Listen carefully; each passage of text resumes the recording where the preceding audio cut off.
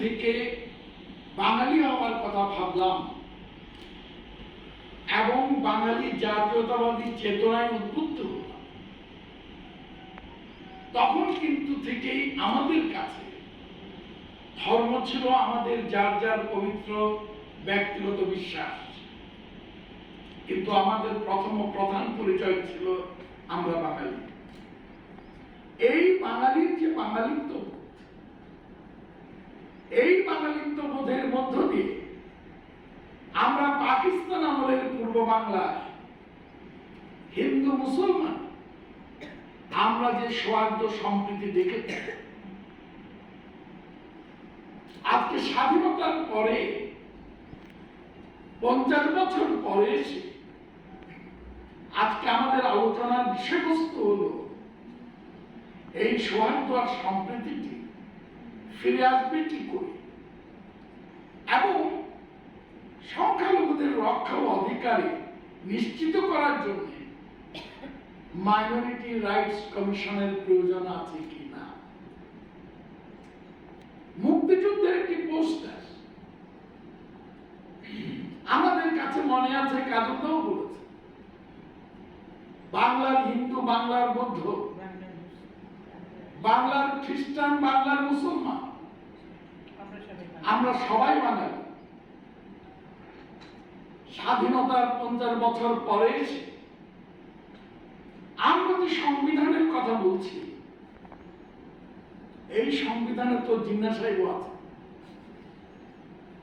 এই সংবিধানে বঙ্গবন্ধু আছে, এই সংবিধানে ধর্মনিরপেক্ষতা আছে, এই সংবিধানে ধর্মতন্ত্র আছে। সংবিধানে একদিকে ধর্মনিরপেক্ষতা, যেখানে পরিষ্কার করে বলা আছে আর্টিকেল 12 ক্লজ বি, কোন ধর্মকে স্পেশাল গ্যারান্টি দেওয়া যাবে না। তাহলে আর্টিকেল 2A কি হলো? আর্টিকেল 2A থাকে কি করে? যেখানে ঐক্যবদ্ধ বাঙালি জাতি সত্তায় বিভাজন টেনে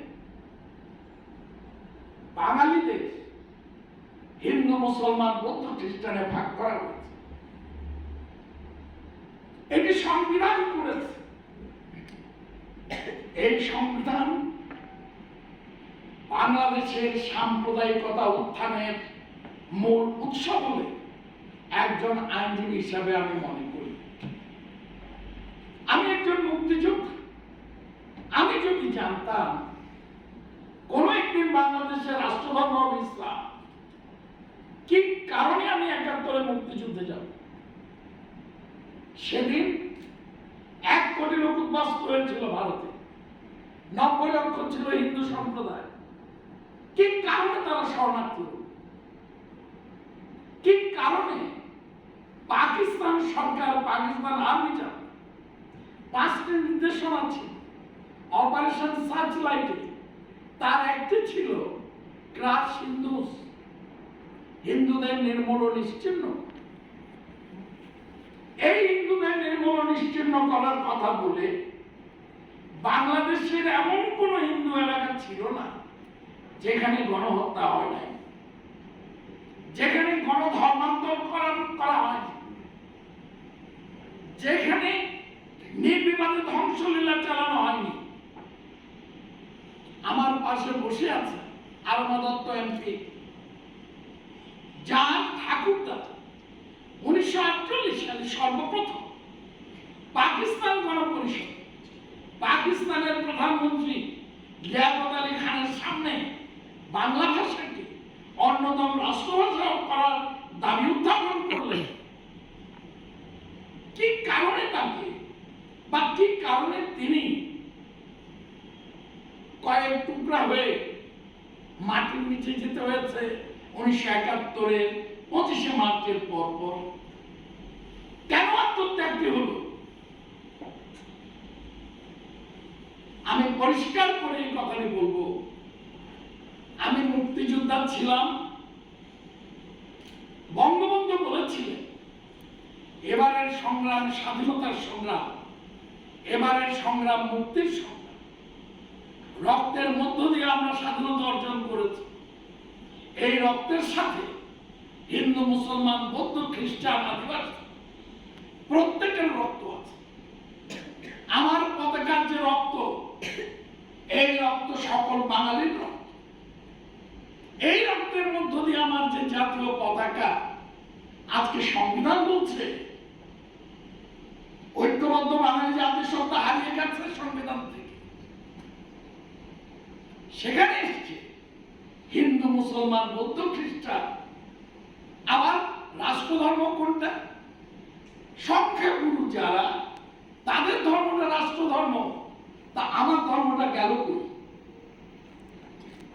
এর মধ্য দিয়ে সংবিধান বাঙালি জনগোষ্ঠীকে সংখ্যালঘু এবং সংখ্যাগুরুতে পরিণত, এবং এর মধ্য দিয়ে সাম্প্রদায়িকতার উত্থান ঘটেছে।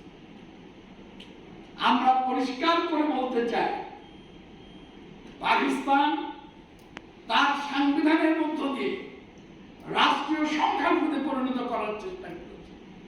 সেখানে কথা ছিল all the minorities they are the sacred trust of Pakistan, তাও আর্টিকেল 2 এতে। আর বাংলাদেশে আর্টিকেল 2 এর মধ্য দিয়ে বলা হলো ইসলাম হবে রাষ্ট্রের ধর্ম, তবে এরা স্বাধীনভাবে ধর্ম চর্চা করতে পারে। ধর্ম চর্চা, রাষ্ট্র ধর্ম এক কথা। অতএব আজকে বাংলাদেশে প্রকৃত অর্থ যদি আমরা বঙ্গবন্ধুর বাংলাদেশ পেতে চাই, তাইলে ৭২-এর সংবিধান পুনঃপ্রতিষ্ঠা ছাড়া বিকল্প কোন পথ আছে আমি ব্যক্তিগতভাবে মনে করি না। আজকে প্রশ্ন উঠেছে যে আমরা ১৯৯০ সালে স্বৈরাচারী এরশাদ পতনের আগে আন্দোলনকে বিপথে নেওয়ার জন্য ৩ দিন রাষ্ট্রীয় পর্যায়ে সাম্প্রদায়িক সহিংসতা চালানো হয়েছে। তার ২ মাসের মাথায় এরশাদের পতন ঘটে। ১৯৯২ ৩ দলীয় জোটের রূপরেখার উপরে এরশাদের বিদায় ঘটে। আমরা অনেকে ভেবেছিলাম একটি গণতান্ত্রিক ধারা সূচিত ১৯৯২ ৩ জোটের রূপরেখার অন্যতম যিনি স্বাক্ষর ৭ দলীয় জোটের নেত্রী, তিনি ক্ষমতায় এলেন একটানা রাষ্ট্রীয় পর্যায়ে সাম্প্রদায়িক সহিংসতার ভিতরে ২৭ দিন। ২০০১ থেকে ২০০৬ একটানা চলেছে। আমরা আশা করছি মুক্তিযুদ্ধের চেতনাবাহী সরকারের আমলে সেখান থেকে আমরা নিস্তার পাব। কিন্তু ২০১১ সালে সেই যে রামউখিয়া টেকনাফ বৌদ্ধ মন্দির আক্রমণ থেকে শুরু হলো, সেখান থেকে সাল্লা, নাসিরনগর, নানান জায়গায় ঘুরে সর্বশেষ গত অক্টোবর মাসে শারদীয় দুর্গা। আজকে আমরা পরিষ্কারভাবে বলতে চাই, সংখ্যালঘুদের স্বার্থ এবং অস্তিত্ব, আমি সংখ্যালঘু বলতে আগেই বলেছি, রাষ্ট্রীয় সংখ্যালঘুতে পরিণত হওয়ার জন্য আমরা কেউ মুক্তিযুদ্ধ করি না। আমরা রাষ্ট্রীয় সংখ্যালঘু হিসেবে পাকিস্তান রেখেছিল বলে আমরা পাকিস্তানের বিরুদ্ধে লড়াই করেছি, বাংলাদেশের স্বাধীনতার জন্য লড়াই করেছি। এবং ১৯৭০ সাল নির্বাচন পাকিস্তান সরকার ভেবেছিল আওয়ামী লীগ ৮৬-র বেশি আসন পাবে না। ডানপন্থী দলগুলো ভেবেছিল বেশি আসন পাবে না, তারা ভিন্ন ভিন্ন ভাবে প্রাণ নির্বাচন করলো। আর ভোটের বাক্স ছিল একটা ৭০-এ, সেটা হচ্ছে বঙ্গবন্ধুর ৬ দফা। ভোটের হিসাব নেন, ১৯ থেকে ২০% সংখ্যালঘু ভোট সেদিন যদি একটা ৬ দফার পক্ষে না পড়তো, আজকের দিনে বলতে চাই বঙ্গবন্ধু পাকিস্তানের মেজরিটি পার্টির নেতা হতে পারতেন। আজকে স্পেডকে স্পেড বলার সময় এসে গেছে। কোন ছলচাতুরি দিয়ে এখন বাংলাদেশের মুক্তির যে লড়াই, এই মুক্তির লড়াইকে ঠেকানো যাবে না।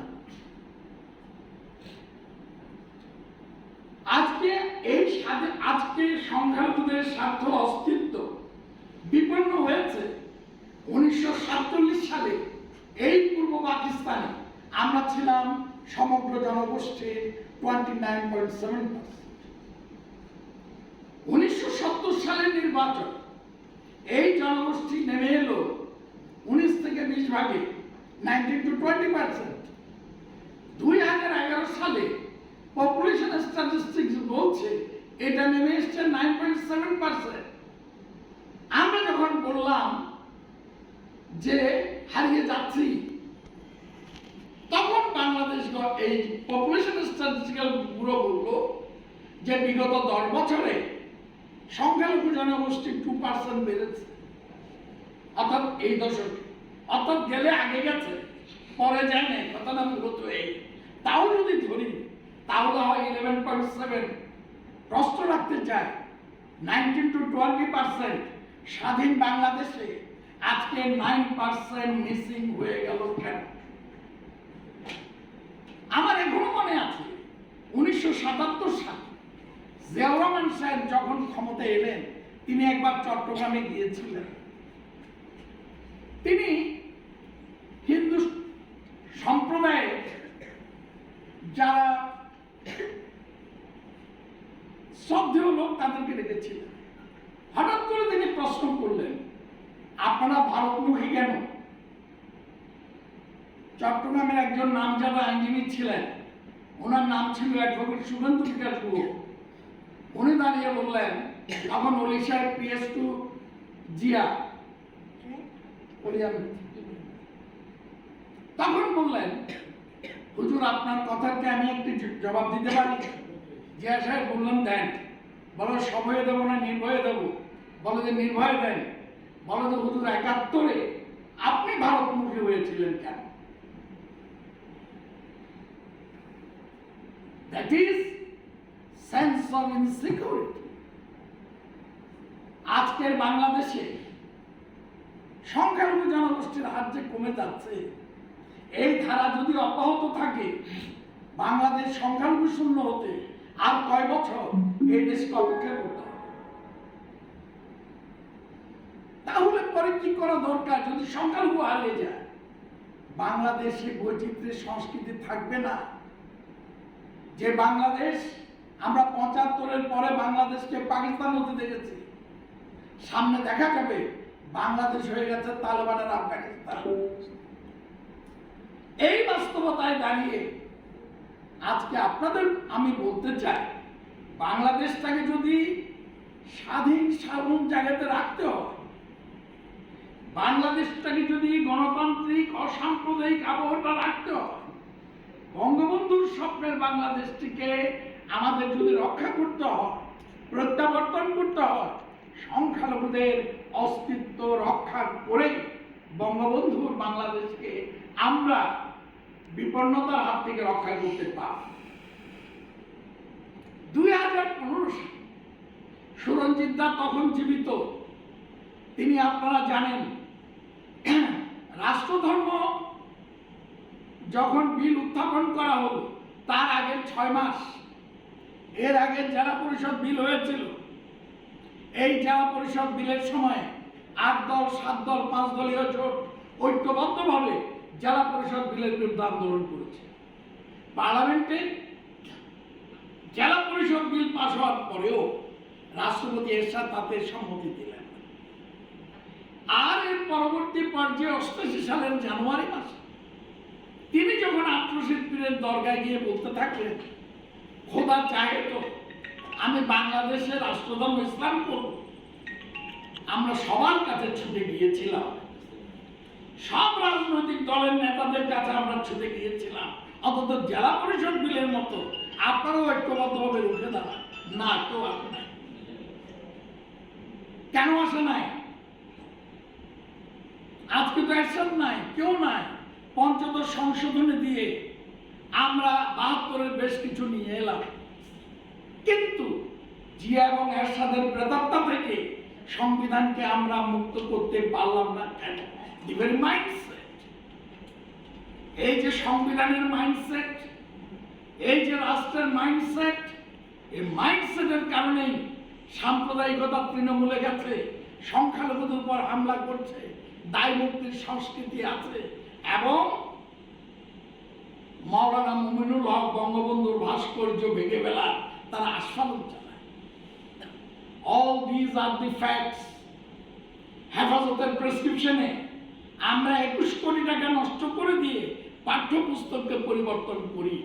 এই বাংলাদেশ, আজকের বাংলাদেশ, যে বাংলাদেশ বঙ্গবন্ধুর স্বপ্নের বাংলাদেশ নয়।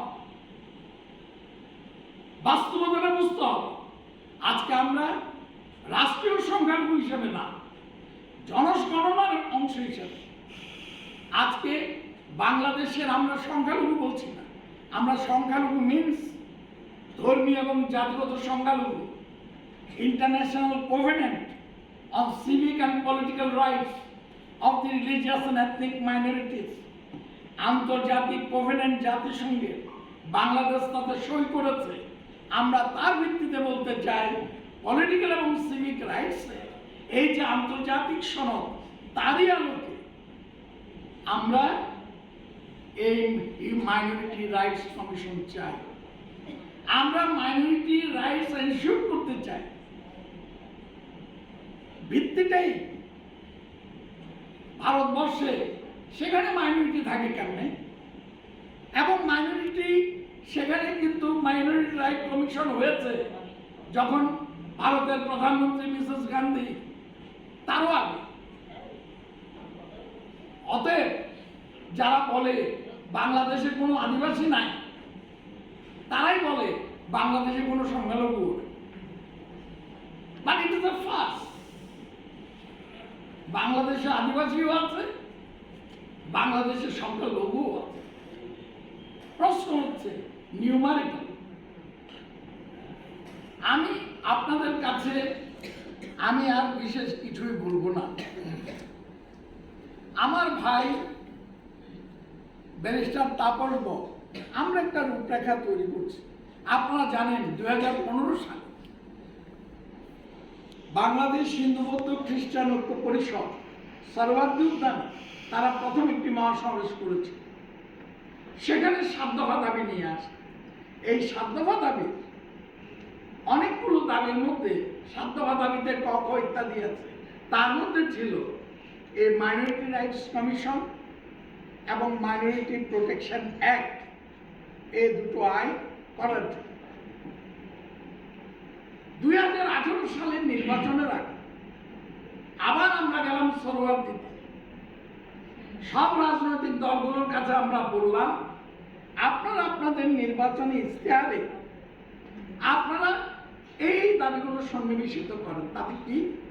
এই সংখ্যালঘু কমিশন করা, আপনার সংখ্যালঘু সুরক্ষা আইন করা, বৈষম্য বিলোপ আইন প্রণয়ন করা, পার্বত্য শান্তি চুক্তি এবং অর্পিত সম্পত্তি প্রত্যর্পণ আইনে দ্রুত বাস্তবায়ন করা ইত্যাদি। একই সাথে ছিল জাতীয় সংখ্যালঘু মন্ত্রণালয় গঠন করা। বাংলাদেশ আওয়ামী লীগ সংখ্যালঘু মন্ত্রণালয়ের দাবি ছাড়া বাদ বাকি সব দাবিগুলো তারা কিন্তু গ্রহণ করছে। এর আগে বিএনপি জাতীয় পার্টি, আপনার অবগতির জন্য বলতে চাই, বিএনপি জাতীয় পার্টি এরশাদ সাহেবের সাথে কয়েক দফা কথা, তিনিও বলেছেন রাষ্ট্রধর্ম করে আমি ভুল করেছি। আমি ভুল যদি করে থাকেন তো পাপের প্রায়শ্চিত্ত করেন। 4 ধর্মকে রাষ্ট্রধর্ম করার কথা বলেন। আপনি তার রাষ্ট্রধর্ম ইসলাম করছেন, এখন তো বলতে পারবেন না যে ওটা বিলোপ করেন। তো 4 ধর্মকে রাষ্ট্র বলা যাবে যে ইন্দোনেশিয়া দেখেন, আপনি ইন্দোনেশিয়ার ফর্মুলাটা নেন। তিনি দোষ দিলেন কাই জাফরের। আমি বললাম জাফর ভাই তো এখন মারা গেছে, জিজ্ঞেস করবো, বলে যে উনি আমার বিপদে ফেলাইছে মিডল ইস্টের সাহায্য নেওয়ার জন্য। আজ আপনি এই কাজটা করে যাবেন? বলেছি, আমরা ফখরুল ইসলাম আলমগীর সাহেবের সাথে কথা বলেছি। আমাদের কাছে কাউকেও আমাদের সাথে আলোচনাতে আর বামদের সাথে তো কথা আমাদের হয়েছে, কেউ আমাদের এই দাবিগুলোকে অযৌক্তিক এমনতর কোনো কথা কখনো বলেন নাই। আজকেও আমি অত্যন্ত আনন্দিত হয়েছি যে উনি বলেছেন যে বিষয় নিয়ে তাদের সাথে ইতিমধ্যে আলোচনা হয়েছে। আমরাও কিন্তু আগামী 7 এবং 8 জানুয়ারি ঐক্য পরিষদের ত্রিবার্ষিক সম্মেলনটি অনুষ্ঠিত আছে। উদ্বোধন করবেন সকালে সৈয়দ আনোয়ার হোসেন 7 তারিখে, আর উদ্বোধনী অধিবেশনে প্রধান অতিথি থাকবেন ওবায়দুল কাদের। কারণ আমরা সরকারি দলের সাধারণ সম্পাদকের সামনে আমরা বিষয়গুলোকে আনতে চাই এবং তিনি কি বলেন দলের পক্ষ থেকে এটাও এখন শুনতে চাই। আমরা ইতিমধ্যে মাননীয় প্রধানমন্ত্রী আন্তর্জাতিক উপদেষ্টা গওহর সাহেবের সাথে এবং কথা বলেছে গত 4 দিন আগে। তিনি পরিষ্কার করে বলেছেন সরকারকে তার এই অঙ্গীকারগুলো বাস্তবায়ন করতে হবে এবং এই ব্যাপারে তিনি বলেছেন আমার যতটুকু দায়িত্ব আমি পালন করব। আমরা বলেছি অঙ্গীকার করেছেন, বাস্তবায়ন না করলে পরে সংখ্যালঘুরা মনে করবে তারা আরেকবার প্রতারিত হয়ে গেছে এবং এটা ঠিক হবে না কারোর জন্য, এটা কারোর জন্য ঠিক হবে। আমরা পরিষ্কার করেই বলি ইতিমধ্যে মাইনরিটি রাইটস কমিশন নিয়ে মাইনরিটি রাইটস কমিশনের ব্যাপারে ঘাতক দালাল নির্মূল কমিটি এবং মাইনরিটি প্রোটেকশন অ্যাক্ট গত নির্বাচনের আগে ঘাতক দালাল নির্মূল কমিটি এবং ঐক্য পরিষদ যৌথভাবে এক সংবাদ সম্মেলন করে এই দাবিটি উত্থাপন করেছে। ইতিমধ্যে তাদের একটি খসড়াও তারা মাননীয় আইনমন্ত্রীকে দিয়েছেন আমি যতটুকু জানি।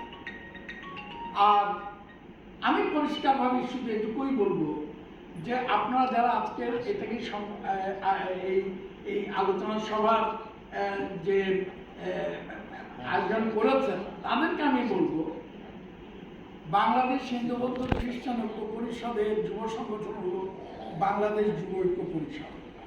ব্যারিস্টার তাবল বল তার সেক্রেটারি। অলরেডি আমাদের একটা চিন্তা ভাবনা আছে, আপনারাও যদি আপনাদের চিন্তার সাথে তাকে সহ নিয়ে আমাদের লাগবে তাকে সহ নিয়ে যদি একটা ড্রাফট তৈরি করে নিয়ে পারে আরও আলোচনার মাধ্যমে আমি মনে করি এবং পরবর্তীতে সব রাজনৈতিক দল এবং সবাইকে নিয়ে আমরা জানি 2001 সালে যখন এনিমি প্রপার্টি আইন বাতিল হয়ে অর্পিত সম্পত্তি প্রত্যর্পণ আইন হলো তখনও জাতীয় পার্টি, বিএনপি, আওয়ামী লীগ সবাই ঐক্যমতের ভিত্তিতে করছে।